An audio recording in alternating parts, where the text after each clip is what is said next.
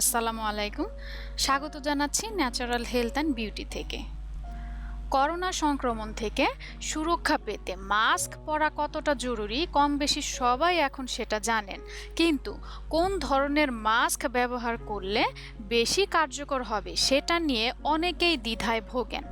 কোন মাস্ক কতটা কার্যকর তা নিয়ে বিশেষজ্ঞরা বেশ কিছু পরামর্শ দিয়েছেন। যেমন বিশেষজ্ঞরা বলছেন ভাল্বযুক্ত N95 মাস্ক পরা মোটেও নিরাপদ নয়, কারণ ভালভের ফিল্টার বাইরে থেকে ভাইরাস ঢোকা আটকে দেয়ায় মাস্ক ব্যবহারকারীদের সুবিধা হলেও তা অন্যদের বিপাকে ফেলতে পারে। কারণ ভাল্বযুক্ত N95 মাস্ক পরা ব্যক্তিরা করোনা ভাইরাসের বাহক হলে তার নিঃশ্বাসের মধ্য দিয়ে তা বেরিয়ে অন্যদের সংক্রমিত করতে পারে।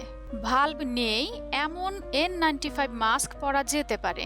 এই ধরনের মাস্ক করোনা ভাইরাসের পাশাপাশি বায়ুবাহিত ধূলিকণা ও সূক্ষ্ম জলকণা থেকে সুরক্ষা দেয়। FFP filtering face piece 2, FFP1 এবং FFP3 মাস্কও তুলনামূলকভাবে বেশ সুরক্ষিত।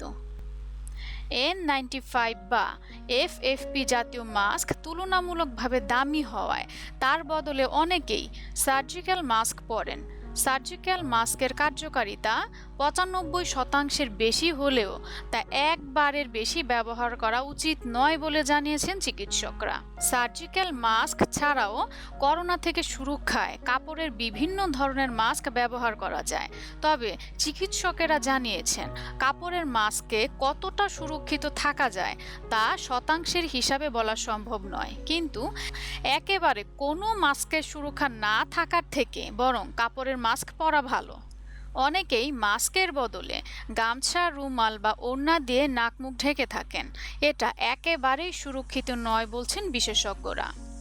যে ধরনের মাস্কই ব্যবহার করুন না কেন তা ব্যবহারের আগে পরে কিছু নিয়ম মেনে চলারও পরামর্শ দিয়েছেন বিশেষজ্ঞরা। যেমন যে কোনো ধরনের মাস্ক ব্যবহার করার আগে সাবান বা অ্যালকোহলযুক্ত স্যানিটাইজার দিয়ে হাত পরিষ্কার করে ধুয়ে নিতে হবে।